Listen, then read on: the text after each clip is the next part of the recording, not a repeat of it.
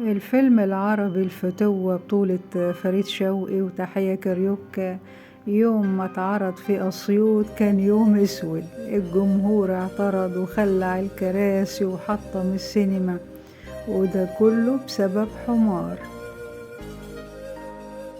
وكمان هنتعرف على البطل الحقيقي لفيلم الفتوة اللي مات في حادث أليم وأتباعه هاجموا السينما لوقف عرض الفيلم.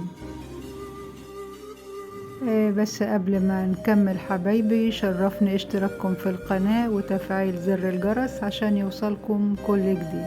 ونكمل حبايبي. في عام 1957 اتعرض فيلم الفتوة للفنان الراحل فريد شوقي وزكي رستم وتحية كاريوكا، إخراج صلاح أبو سيف. اتعرض في دور العرض بأسيوط، وكانت الصالة زحمة جدا، وبدأ الاندماج والاستمتاع على وجوه أهالي أسيوط الحاضرين. وأول ما ظهر مشهد ضرب فريد شوقي اللي هو قايم بدور هريدي، اتضرب على قفاه وانقلبت الدنيا رأسا على عقب. وحاولت إدارة السينما السيطرة على الأمر، وأكدت لهم إن وحش الشاشة مش هيسكت وأكيد هيرد الألم، إلا إن جات جملة الفنانة تحية كاريوكا اللي طالعة بدور حسنى، وبتقول لفريد شوقي بعد ضربه بالقفا. ودي اللي أشعلت الموقف أكتر، وبدأ الجمهور في تحطيم الكراسي وتخليعها من مكانها. وقالت حسنى في الفيلم: صحة وعافية على بدنك يا تلح، مش عيب على طولك وعرضك وتنضرب على قفاك من غير ما ترد القفا 10.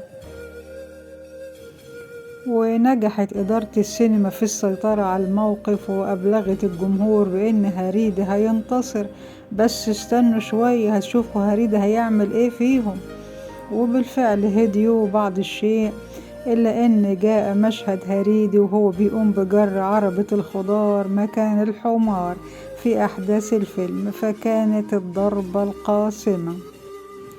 وقام كل واحد في صالة العرض بتحطيم الكراسي وضرب العمال والإداريين، حتى أنهم أطلقوا النار في شاشة العرض وقالوا: الصعايدة ما ينضربوش على جفاهم، الصعايدة مش حمير يا بجر.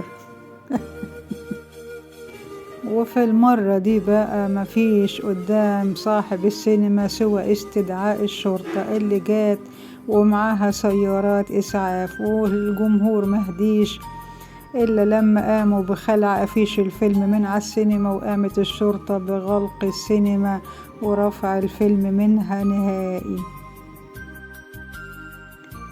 ومن المفارقات الغريبة إن مدير السينما كان من ضمن الناس اللي قاموا بتحطيم السينما، لأنه صعيدي، ودي كانت أول مرة يتعرض الفيلم قدامه، ما كانش شافه قبل كده.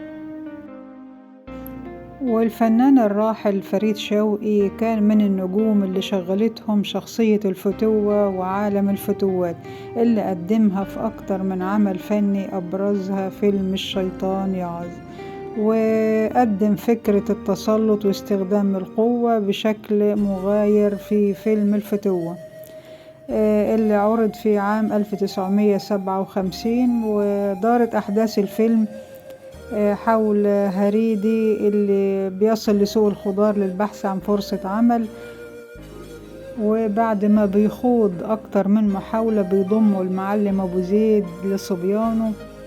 ونعرف من الأحداث إن أبو زيد هو أكتر التجار سطوة في السوق بأكمله، وبمرور الوقت بيشكل هريدي مع المعلمة حسنية ومنافسي المعلم أبو زيد تحالفا مضاد لأبو زيد.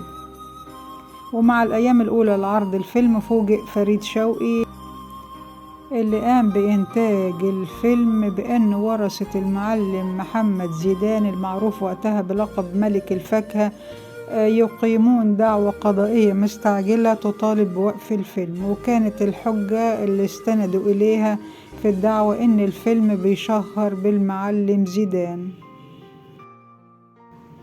والأمر لم يتوقف عند هذا الحد، حيث زادت الأوضاع سوء مع توجه أنصار زيدان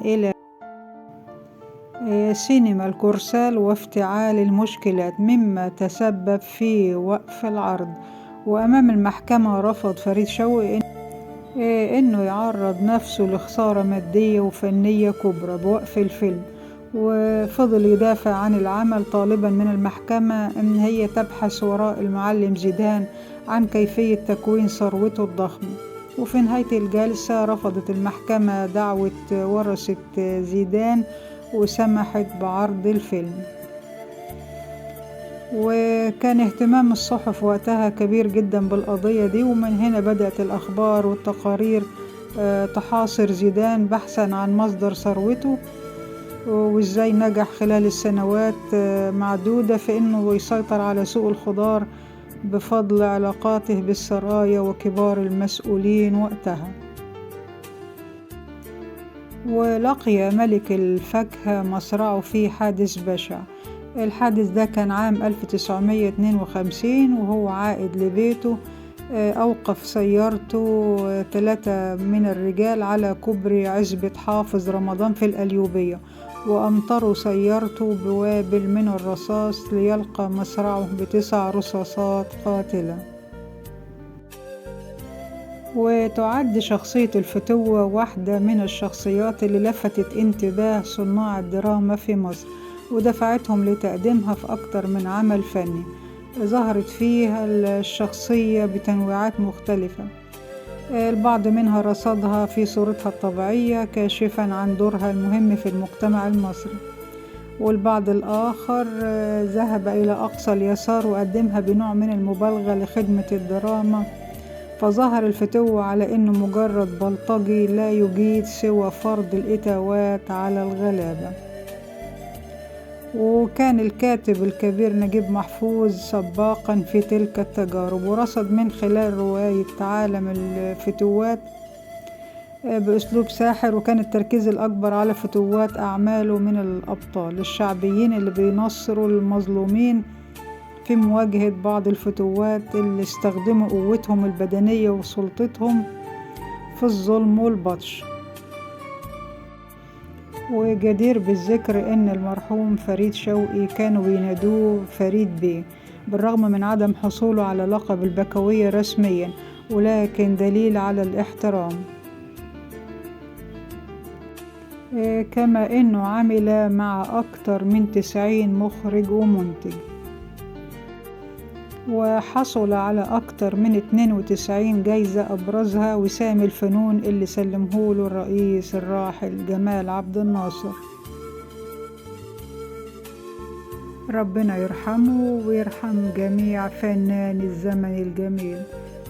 شكرا حبايبي، حسن المتابعة. لو عجبكم الفيديو ما تبخلوش عليا باللايك. ألف شكر حبايبي، مع السلامة.